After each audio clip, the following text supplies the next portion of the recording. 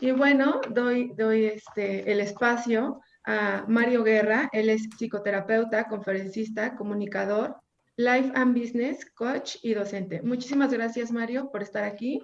Te cedo la pantalla. Muchas gracias y gracias por invitarme a conversar con ustedes acerca de este tema del duelo perinatal, porque pues el duelo es lo que surge después de la pérdida. Ya vimos que no antes, ¿no? No ir a pedirle a la mujer que firme antes una autopsia cuando todavía está pariendo efectivamente, pero una vez que la muerte ocurre, una vez que el deceso ocurre, se desata un proceso y que es un proceso de duelo. Entonces hablemos de eso. Hablemos primero del duelo. El duelo es un proceso natural, es una reacción. Es como cuando alguien se corta, tiene una cortada en la piel y de pronto sale sangre y otros elementos del cuerpo y del organismo para cicatrizar, para poder generar una costra y luego cicatriza la herida. El duelo es esa reacción natural que viene después de una pérdida, sobre todo después de una pérdida significativa como la pérdida de un hijo. Es un proceso doloroso, sí, que se beneficia o se ayuda de dos elementos: tiempo y trabajo. Primero, el tiempo. ¿El tiempo para qué? Para asimilar. El tiempo para adaptarse a una realidad indeseada.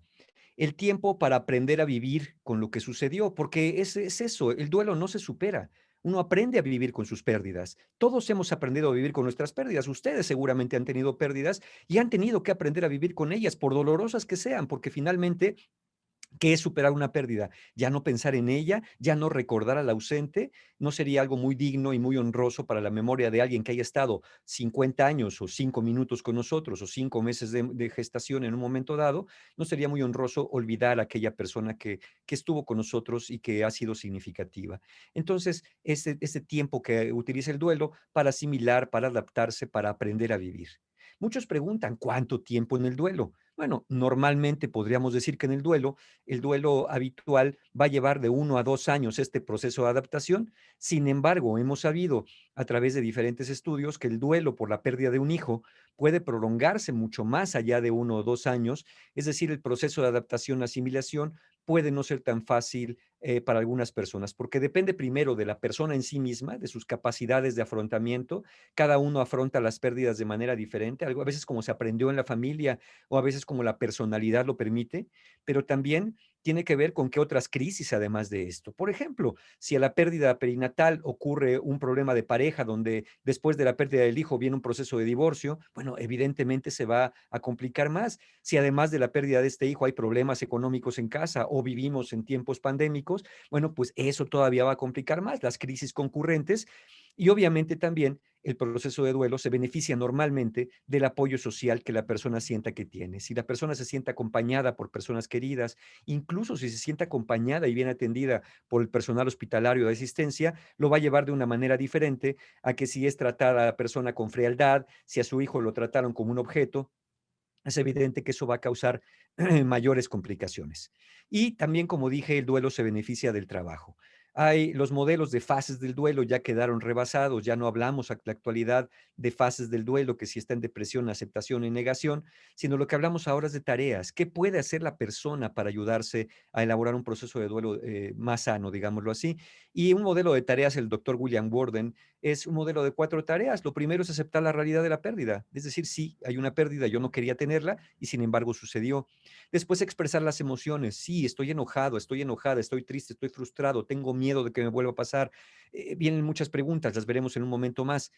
Después de eso es adaptarse, como dije, adaptarse a una nueva forma de vida. Yo estaba preparado, preparada para tener un hijo, resulta que ese hijo llega, pero después se va muy pronto. Bueno, tengo que adaptarme a esta nueva realidad. Y finalmente es reubicar al ausente en un lugar donde sí, sí tuve un hijo. Yo he tenido pacientes que me preguntan, Mario, ¿qué digo? Tuve una muerte perinatal. Mi hijo nació, pero no nació, pero cuando nació estaba muerto. No sé si soy mamá, no sé si soy papá, ¿qué soy? Bueno, pues claro que eres una mamá que perdió un hijo al nacer. Eso es recolocar al ausente, no colocarlo como luego se usan estas palabras, es que fue un óbito. No, no fue un óbito, es mi hijo, ¿sí? Usted llámele óbito, yo le llamo hijo y también claro que cuenta. Y cuando me preguntan cuántos hijos tuve, por supuesto que lo cuento a él. Eso es recolocar en estos casos al ausente para poder de alguna manera seguir viviendo, sí con el dolor, no para siempre, pero sí con el dolor, pero el reconocimiento de que un hijo estuvo presente en nuestras vidas. Y es natural el duelo. Es reactivo, como dije, a la pérdida, Lo que promueve de alguna manera es la validación social cuando hay personas que me dicen, oye, ¿qué pasó? Yo supe lo que pasó con tu pequeñito, no sabes cuánto lo siento. Toda esa validación social nos ayuda también a sentir que no estamos solos, porque todo esto va a permitir la adaptación a la pérdida después del proceso natural. Sin embargo, estamos hablando de duelo perinatal y los duelos perinatales presentan aristas distintivas en los efectos y en la vivencia de esto. Todo esto que hablé es el duelo habitual con los ejemplos que di. Sin embargo, vamos a ver qué pasa con el duelo perinatal muy específicamente. El tiempo es muy importante acá, pero no solamente el tiempo que dure el duelo, el tiempo pasado, presente y futuro. ¿A qué me estoy refiriendo? Vamos hacia el pasado. Si hubo pérdidas previas, si los padres que han perdido este hijo ya han tenido otras pérdidas de otros hijos, si esas pérdidas tampoco las han elaborado muy bien, bueno, esto se va a sumar y va a venir la pregunta de por qué otra vez me vuelve a pasar lo mismo. Si ha habido otras pérdidas, no de otros hijos, pero a lo mejor este año murió el padre, el abuelo, murió un hermano y además ahora tengo esta pérdida perinatal, bueno, parece ser que de pronto, como se dice comúnmente, pues todo se nos viene encima. También tiene que ver el pasado, la prehistoria del vínculo. ¿A qué me refiero? Uno no se relaciona con un hijo en el momento que nace. Uno se relaciona con el hijo desde el momento que el embarazo existe. Y en ese momento que el embarazo existe, las mujeres normalmente, habitualmente son ellas, los padres también muchas veces, pero las madres le hablan, le cantan, lo sienten, lo piensan, lo sueñan, imaginan lo que va a ser de ese hijo. Hay una prehistoria del vínculo.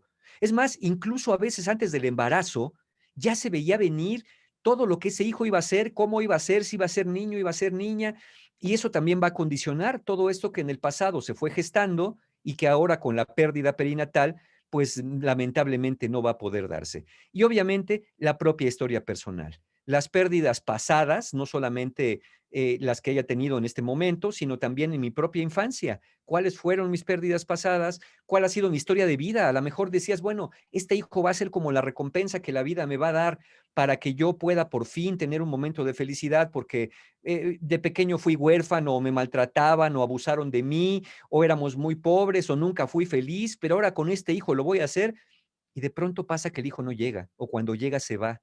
Y entonces eso también va a condicionar esa pregunta de por qué estas cosas me suceden a mí.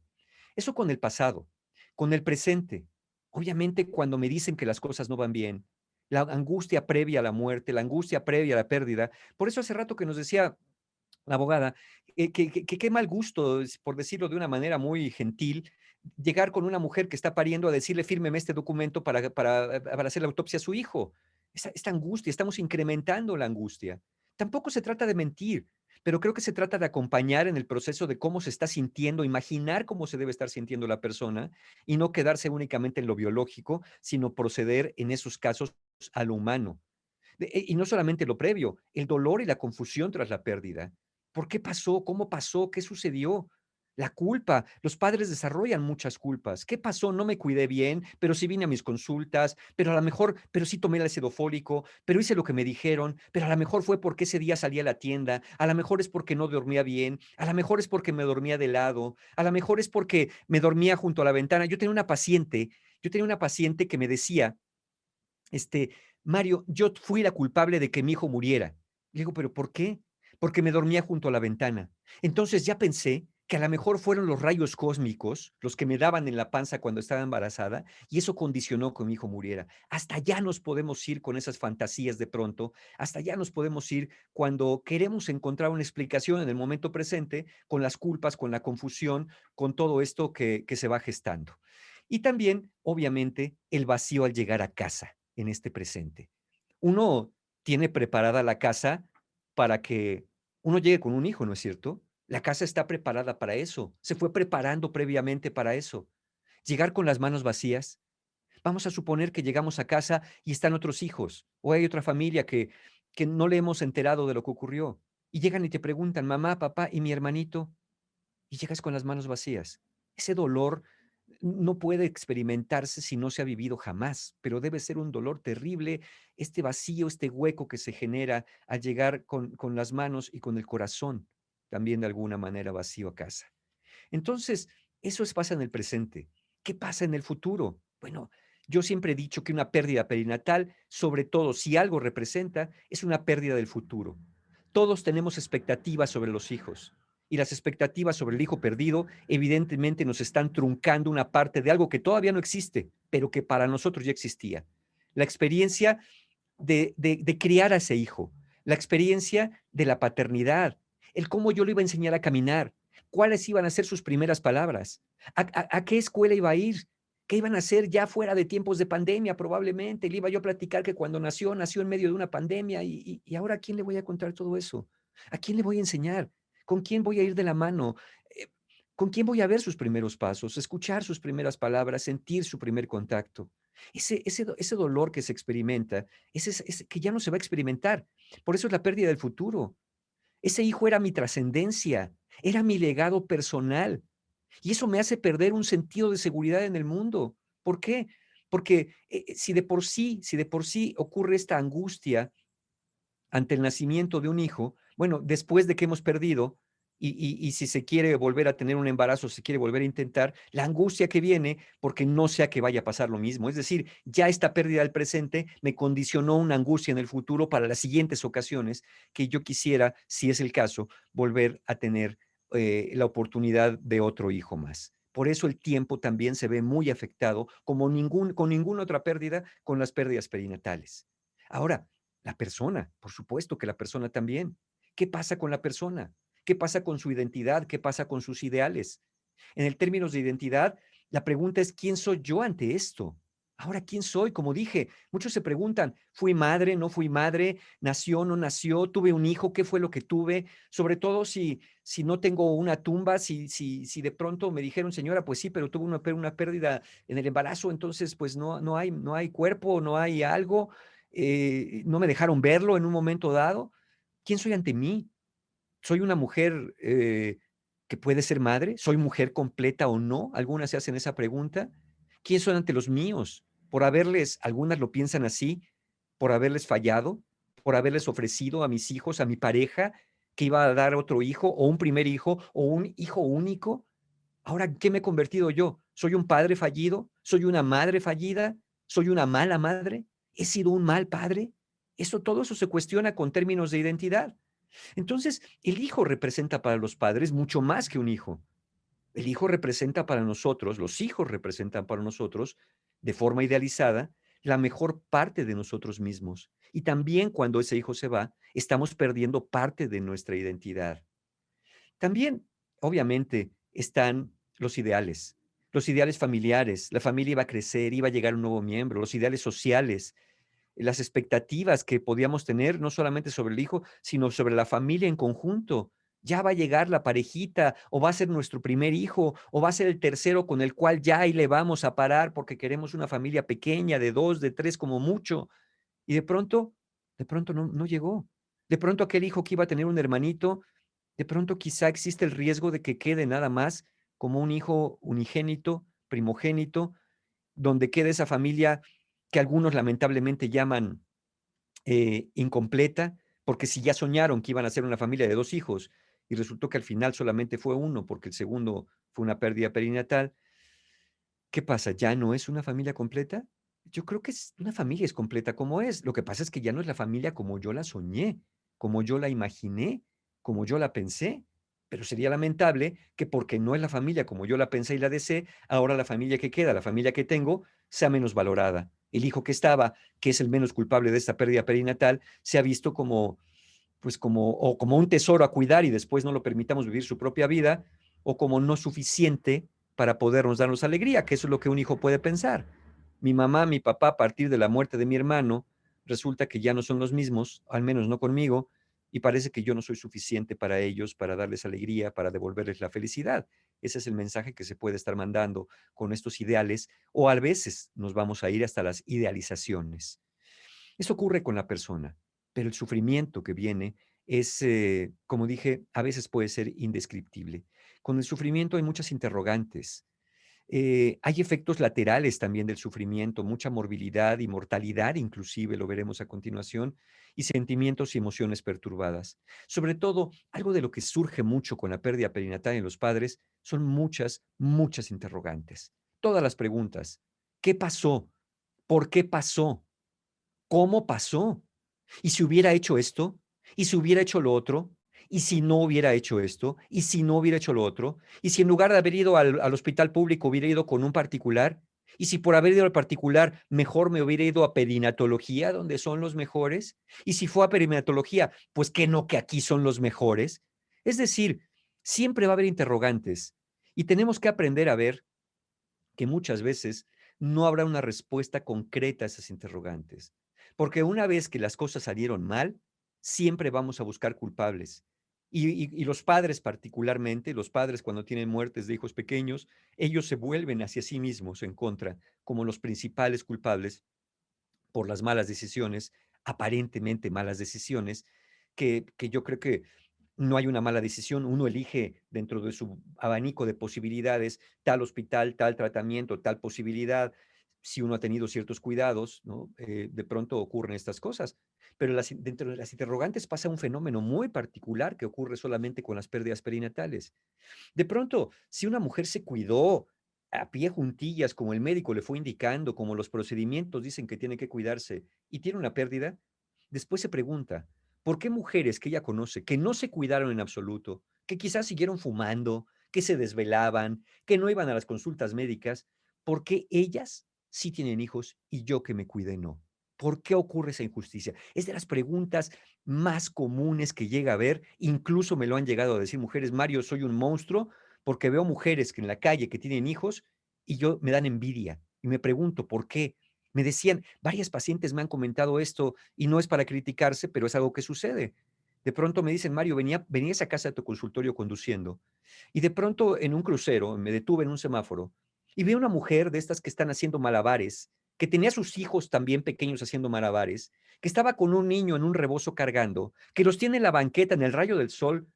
Ellas me han dicho que no los cuidan y los hijos ahí están. ¿Y por qué esa mujer se merece más un hijo que yo?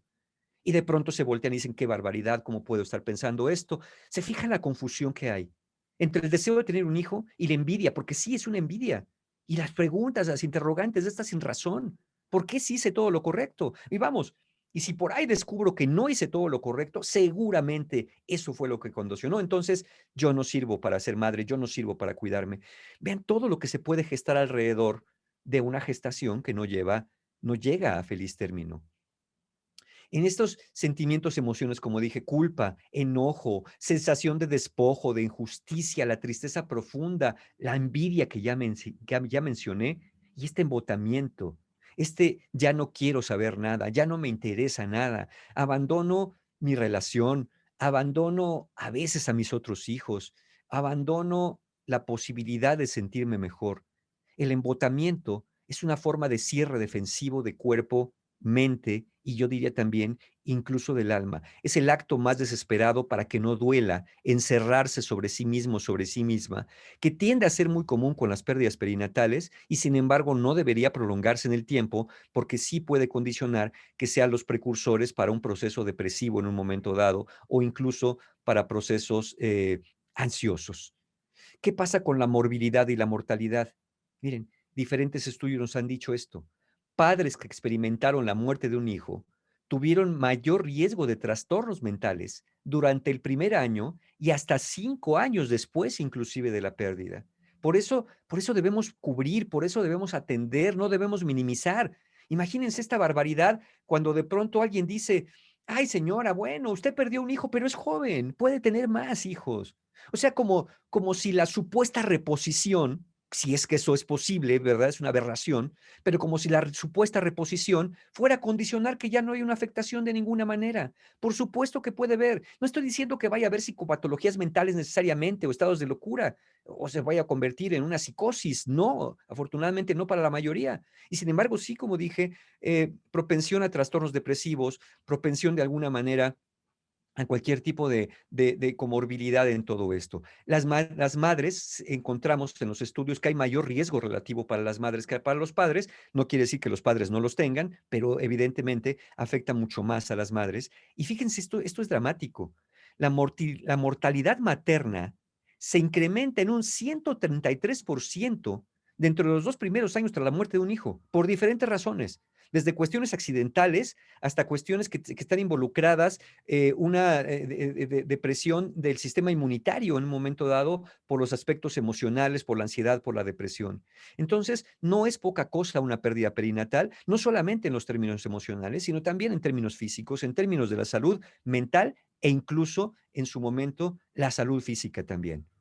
Y para ir redondeando esto, no podemos dejar de mencionar el vacío. Ya dije el vacío que ocurre cuando llegamos a casa con las manos vacías, pero ese es un vacío relativo, ese es un vacío que puede ser temporal. ¿Qué pasa con el vacío más profundo? ¿Qué pasa con el vacío social? Muy pocas personas saben cómo acercarse a una persona que ha perdido un hijo al momento de nacer. Muy pocas personas saben qué preguntar, qué decir en un caso así. Y como no saben qué decir y como no saben qué preguntar, entonces algunas personas francamente prefieren evitar tocar el tema, mejor no preguntan. Hagan de cuenta que cuando la mujer o el hombre regresan a la oficina, al trabajo o con los amigos, se crea un silencio sepulcral porque todos están enterados y por ahí alguien que no está enterado pregunta, oye, ¿qué pasó? ¿Qué fue, niño, niña? Y todo el mundo lo voltea a ver con cara de, ¿cómo se te ocurre preguntarle eso? Pero es natural que preguntemos eso si no sabemos, sobre todo si no quisimos dar la noticia. Es natural. Y algunas personas, ay, perdóname, pues no sabías y es natural que me preguntes, ¿verdad? Pero esas preguntas son el recordatorio de que hemos perdido. Esas preguntas son el recordatorio y algunas personas dejan de acompañar por ya no saber qué hacer. Prefieren no tocar ningún tema y yo entiendo que no tengamos que meterle a la persona un tirabuzón para sacarle palabras, sino simplemente hacerle saber que estamos dispuestos a escuchar porque probablemente lo que pasó para esa persona normalmente ha sido algo terrible. Y la incomprensión. Nadie va a sufrir tanto una pérdida perinatal como los padres. ¿Y por qué? Porque para los otros, que lo único que vieron fue un embarazo, la existencia de ese hijo pudo ser menos evidente, pero para los padres no era nada más ver la barriga embarazada, era la idea que tenían de ese hijo. Muchos tratan de animar porque pues tienen una buena intención, pero poco lo logran. ¿Cómo se puede animar en un momento que no es lo que se necesita animar? ¿Qué ayuda podemos ofrecer donde estemos, en el nivel que estemos? ¿Qué ayuda podemos ofrecer ante esto? Lo primero, en las unidades de perinatología, es ofrecer información oportuna y comprensible, de manera que los padres lo puedan comprender, porque eso lo agradecen mucho. Ofrecer facilidades, sobre todo cuando el hijo ha estado en la unidad de cuidados intensivos neonatales, para tener contacto con el hijo, que puedan verlo aún después de fallecido, pero si se puede antes, mucho mejor, que estén participando en los cuidados de ese hijo o al menos que estén cerca de él. Dar una buena atención, con calidad y con calidez también, no nada más técnicamente correcta, sino humanamente adecuada.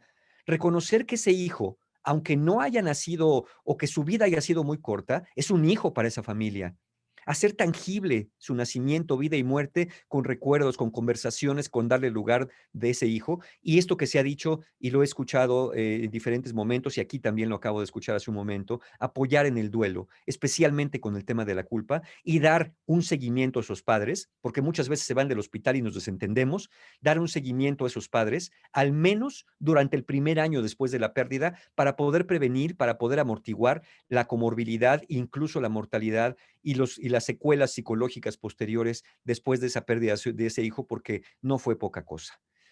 Con esto voy cerrando, con esto termino. ¿Qué podemos hacer para amortiguar el impacto? Como dije, amortiguar el impacto implica que los padres puedan reconocer la existencia del hijo. Fíjense, a nivel mundial, 88% de los padres quieren abrazar a su hijo moribundo o fallecido. 5% solamente lo quieren acariciar o tocar. 6% solo lo miran. Solamente el 1% no quiere, no puede, no sabe cómo hacerlo, pero con acompañamiento, con la guía adecuada, los padres quieren abrazar, quieren ver a su hijo fallecido.